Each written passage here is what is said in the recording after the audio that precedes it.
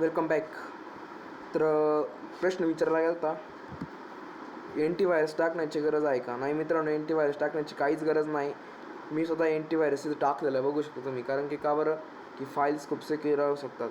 ज्याच्या फाईल्स खूप सिक्युअर आहे त्यानेच अँटीव्हायरस टाका.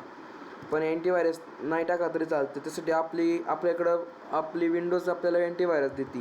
त्यासाठी आपल्याला MRT टाईप करायचं आहे. काय टाईप करायचं आपल्याला? MRT टाईप करायचं आहे. MRT टाईप करून थोडे 1 ते 2 सेकंड वेट करायचं आहे, डिपेंडिंग विथ स्पीड. त्यानंतर एक आपल्याला मनीशन सॉफ्टवेअर खोलन.